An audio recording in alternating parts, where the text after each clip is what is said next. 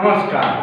Maruti group of education के इस YouTube channel में मैं डॉक्टर दीपक माटोलिया आप सभी का हार्दिक अभिनंदन करता हूं। कोरोना की इस वैश्विक महामारी में जब संपूर्ण विश्व इस महामारी में जूझ रहा है, ऐसी परिस्थिति में मारुति ग्रुप ऑफ एजुकेशन की तरफ से कोरोना वॉरियर्स को सलाम। अभी वर्तमान समय में भारत मजदूरों के पलायन की समस्या से जूझ रहा है। मजदूर भाई बहन जो हमारे अपने हैं, वह विभिन्न प्रांतों, विभिन्न शहरों से गांव की ओर, अपने घरों की ओर जा रहे हैं। ऐसी परिस्थिति में हमारे सबका ये कर्तव्य है, ये दायित्व है कि हम उन मजदूर भाई बहनों के आने की सूचना प्रशासन को दें। वह मजदूर भाई बहन हमारे अपने हैं, इसलिए हमें उन्हें हेय की दृष्टि से नहीं देखना, अपितु उन्हें प्रेम से, सद्भाव से हमें उन्हें देखना है और प्रेम व सद्भाव का बर्ताव उनके साथ में करना है।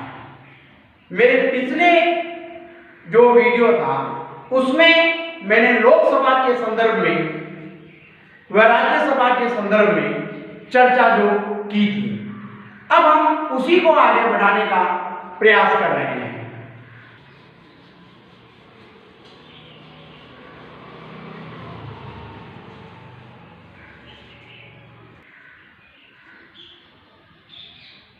अनुच्छेद 79 में यह वर्णन है कि भारत की एक संसद होगी जिसमें राष्ट्रपति, राज्यसभा व लोकसभा निहित है। अर्थात संसद में राष्ट्रपति, राज्यसभा व लोकसभा निहित है। अनुच्छेद 80 में राज्यसभा की संरचना व इसके गठन का प्रावधान है। अनुच्छेद 81 में लोकसभा के गठन का, इसकी संरचना का प्रावधान है। आज हम चर्चा करते हैं लोकसभा के संदर्भ में। संविधान के अनुच्छेद 81 में प्रावधान है कि लोकसभा के गठन व उसकी संरचना। प्रारंभ में जब देश आजाद हुआ उस समय लोकसभा की सदस्य संख्या 500 निर्धारित हुई। 1956 में राज्य के पुनर्गठन के अधिनियम के पश्चात में लोकसभा की सदस्य संख्या 520 निर्धारित हुई। उसके बाद के अंदर 31वें संवैधानिक संशोधन के पश्चात लोकसभा की सदस्य संख्या 547 निर्धारित हुई। गोवा, दमन, दीव अधिनियम 1987 के द्वारा लोकसभा की सदस्य संख्या अधिकतम 552 निर्धारित हुई।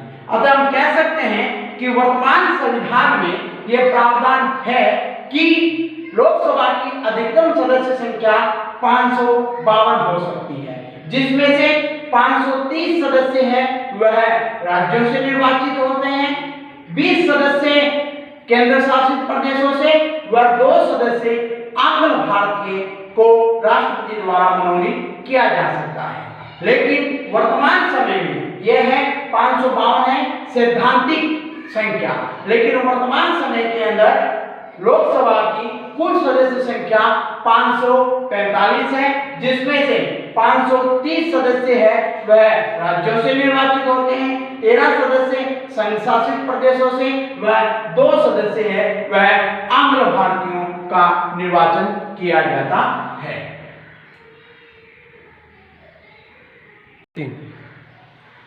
545 सदस्य संख्या में 530 राज्यों से, 13 संघ शासित प्रदेशों से व 2 आंग्ल भारतीय मनोनीत होते हैं।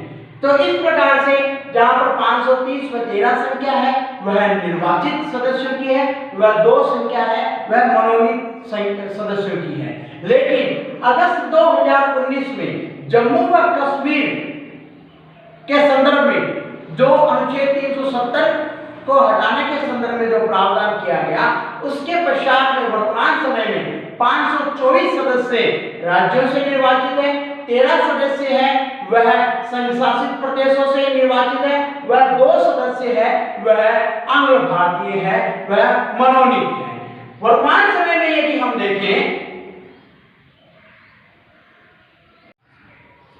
जम्मू कश्मीर के पुनर्गठन अगस्त 2019 के प्रावधान के पश्चात में कुल वर्तमान समय में 524 सदस्य राज्यों से निर्वाचित होते हैं, जिनमें उत्तर प्रदेश से सर्वाधिक संख्या 80 है, राजस्थान से वर्तमान समय में 25 सदस्य निर्वाचित होते हैं।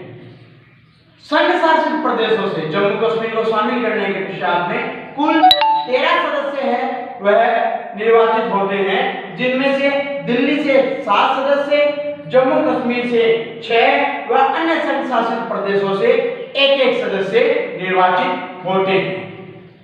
जो 2 सदस्य जो अन्य भारतीय हैं उनके संदर्भ में अनुच्छेद 331 में प्रावधान है कि यदि राष्ट्रपति को यह आभास हो कि लोकसभा में आंग्ल भारतीयों का प्रतिनिधित्व नहीं है तो वह 2 सदस्यों को मनोनीत कर सकता है।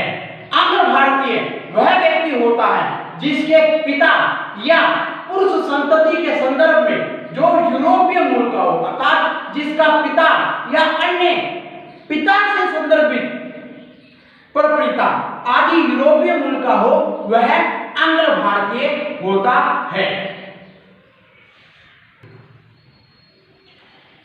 लोकसभा के सदस्यों की निर्वाचन प्रणाली प्रत्यक्ष निर्वाचन इनका होता है। राज्यसभा में जहां पर अप्रत्यक्ष निर्वाचन होता था, वहीं लोकसभा के अंदर प्रत्यक्ष निर्वाचन होता है। यह निर्वाचन प्रणाली है सामान्य बहुमत प्रणाली, जिसे हम जनरल टिकट सिस्टम या first past the post system भी कहते हैं।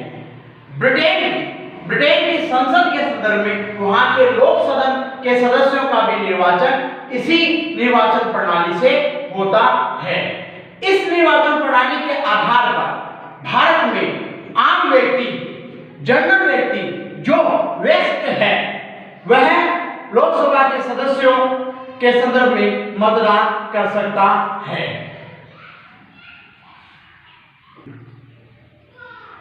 अनुच्छेद 326 इसमें प्रावधान है कि लोकसभा व राज्यों की विधानसभा के सदस्यों का निर्वाचन वयस्क मताधिकार के आधार पर होगा। भारत में मूल संविधान में वयस्कता की आयु 21 वर्ष थी, लेकिन 61 में संवैधानिक संशोधन के पश्चात में यह वयस्कता की आयु 18 वर्ष हो गई है। अर्थात 18 वर्ष का वह व्यक्ति जिसका नाम मतदाता सूची में रजिस्टर्ड है, वह व्यक्ति लोकसभा के सदस्यों के निर्वाचन में भाग ले सकता है।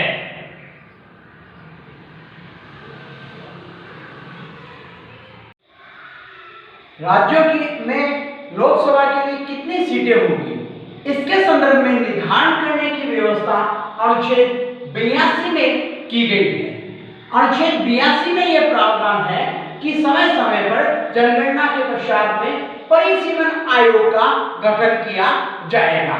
भारत में अब तक 4 परिसीमन आयोग का गठन हो चुका है, 1952, 1962, 1972 और 2002 में जिस परिसीमन आयोग का गठन हुआ था उसके अध्यक्ष कुलदीप सिंह थे। 42वें संविधान संशोधन द्वारा यह प्रावधान किया गया कि 1971 की जनगणना के आधार पर जो सीटें आवंटित की गई है राज्यों की, यह संख्या 2001 तक स्थिर रहेगी। अर्थात राज्यों की संख्याओं में, सीटों की संख्याओं में कोई परिवर्तन नहीं होगा। 84वें संशोधन द्वारा इस 2001 को 2026 तक यथावत कर दिया गया। अर्थात वर्तमान समय में 1971 की जनगणना के आधार पर ही राज्यों की संख्या निर्धारित है, लेकिन निर्वाचन क्षेत्रों का समायोजन यह 2001 की जनगणना के आधार पर है। लोकसभा में अनुच्छेद 330 के द्वारा अनुसूचित जाति व अनुसूचित जनजाति के लिए सीटों के आरक्षण की व्यवस्था की गई है। वर्तमान समय में अनुसूचित जाति के लिए 84 स्थान आरक्षित है, वहीं अनुसूचित जनजाति के लिए 47 स्थान आरक्षित है। व्यवस्था यह की गई है कि भारत में लोकसभा का प्रत्येक सांसद कम से कम भी 5 लाख की जनसंख्या का प्रतिनिधित्व करें। इस संदर्भ में जिन राज्यों की जनसंख्या 60 लाख से कम है उनको कुछ मामलों में छूट प्रदान की गई है, लेकिन प्रयास यही है कि कम से कम 5 लाख की जनसंख्या का प्रतिनिधित्व तो प्रत्येक सांसद करे। लोकसभा की अवधि, इसके संदर्भ में संविधान के अनुच्छेद 83 में प्रावधान किया गया है। लोकसभा की प्रथम बैठक से 5 वर्ष तक की अवधि लोकसभा की होती है, अर्थात लोकसभा की जो पहली बैठक होती है उस दिनांक से लेकर 5 वर्ष तक लोकसभा का कार्यकाल होता है, लेकिन राष्ट्रपति इसे समय से पूर्व भी भंग कर सकता है। राष्ट्रपति लोकसभा को प्रधानमंत्री की सिफारिश के आधार पर भंग करता है, जिसे न्यायालय में चुनौती नहीं दी जा सकती।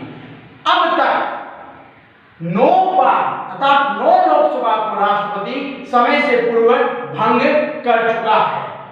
आपातकाल में लोकसभा का कार्यकाल 1 वर्ष के लिए बढ़ाया जा सकता है और पुनः फिर से 1 वर्ष के लिए बढ़ाया जा सकता है, अर्थात लोकसभा का कार्यकाल आपातकाल में अधिकतम 1-1 वर्ष के आधार पर बढ़ाया जा सकता है। 5वीं लोकसभा का कार्यकाल 2 बार बढ़ाया गया, 1976 से 1977 तक किया गया और 1977 से 1978 तक किया गया। हालांकि ये बात अलग है कि उसे समय पूर्व ही प्रधानमंत्री की सिफारिश पर राष्ट्रपति के द्वारा भंग कर दिया गया था, अर्थात ये जो 2 बार कार्यकाल बढ़ाए गए थे वो पूर्ण नहीं हुए थे। अर्थात यहाँ पर 5वीं लोकसभा जो ऐसी लोकसभा है जिसने अपना अधिकतम कार्यकाल है वह पूरा किया था और आपातकाल में इस लोकसभा का कार्यकाल 2 बार 1-1 वर्ष के लिए बढ़ा था।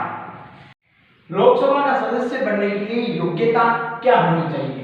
वह भारत का नागरिक हो, निर्वाचन आयोग द्वारा अधिकृत व्यक्ति के समक्ष वह संविधान की सत्यनिष्ठता की शपथ लेता हो, उसकी आयु 25 वर्ष की आयु हो। यहाँ पर यह ध्यान रखने वाली बात है कि जहाँ पर राज्यसभा की आयु 30 वर्ष है वहीं लोकसभा के लिए आयु 25 वर्ष है।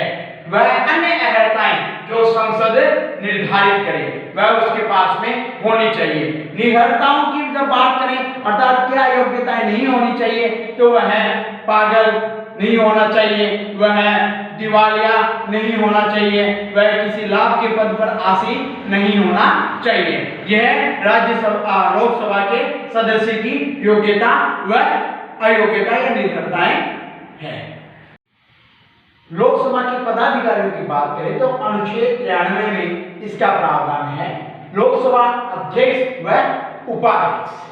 लोकसभा अध्यक्ष का निर्वाचन लोकसभा के सदस्य अपने में से ही उसे निर्वाचित करते हैं, अर्थात लोकसभा का कोई सदस्य को ही लोकसभा के सदस्य निर्वाचित करते हैं।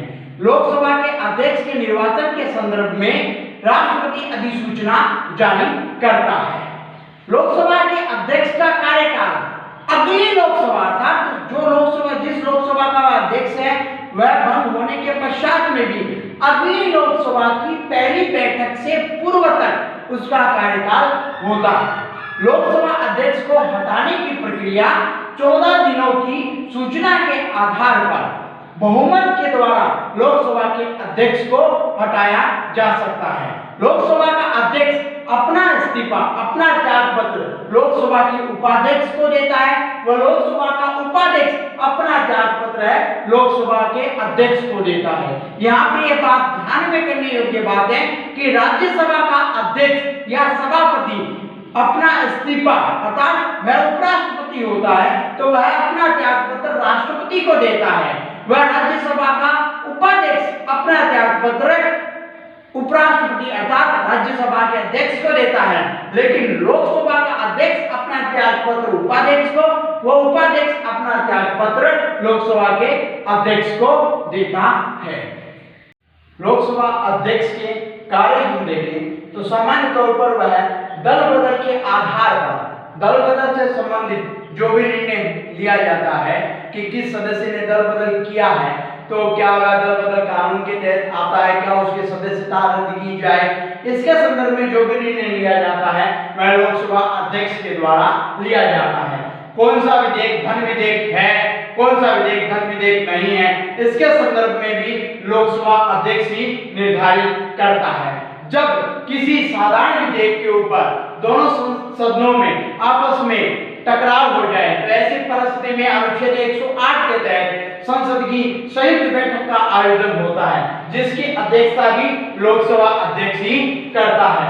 लोकसभा अध्यक्ष संपूर्ण लोकसभा के संचालन के संदर्भ में उत्तरदायित्व रखता है, वह संपूर्ण लोकसभा का संचालन वह करता है, उसकी कार्रवाई, उसकी बैठक का संचालन वह करता है। वह समितियों के सदस्यों की नियुक्ति भी करता है। लोकसभा की अनेक समितियां होती है जिनके सदस्यों की, उनके अध्यक्षों की नियुक्ति लोकसभा अध्यक्ष के द्वारा की जाती है। वह स्वयं भी कई समितियों का अध्यक्ष होता है। लोकसभा, प्रथम लोकसभा के अध्यक्ष थे गणेश वासुदेव मावलंकर अर्थात जीवी मावलंकर, और प्रथम उपाध्यक्ष थे अनंत शयनम अयंगर। वर्तमान समय के अंदर लोकसभा के अध्यक्ष हैं ओम बिरला, वह वर्तमान समय में लोकसभा के उपाध्यक्ष का पद रिक्त है। अभी हाल ही में संविधान के 104वां संशोधन किया गया, जिसमें यह प्रावधान किया गया कि एससी व एसटी का जो आरक्षण है लोकसभा की संख्या के संदर्भ में, वह 25 जनवरी 2030 तक के लिए कर दिया गया। अर्थात इस संविधान के 104वें संशोधन के द्वारा लोकसभा में एससी व एसटी का आरक्षण 10 वर्ष तक के लिए बढ़ा दिया गया। साथ ही इसमें आंध्र भारतीयों के लिए मनोनयन करने संबंधी प्रावधान को हटा दिया गया है। लोकसभा व राज्यसभा, इन दोनों के नामों का एक बार तुलनात्मक हम अध्ययन कर लेते हैं। लोकसभा को निम्न सदन कहा जाता है, राज्यसभा को उच्च सदन कहा जाता है। लोकसभा को लोकप्रिय सदन कहा जाता है, राज्यसभा को राज्यों का सदन कहा जाता है। लोकसभा क्योंकि भंग होती है 5 वर्ष पश्चात में, राष्ट्रपति से पूर्व भी कर सकता है, तो यह अस्थायी सदन है। वही राज्यसभा भंग नहीं होती, अतः यह स्थायी सदन है। लोकसभा को प्रथम सदन कहा जाता है, वहीं राज्यसभा को द्वितीय सदन कहा जाता है।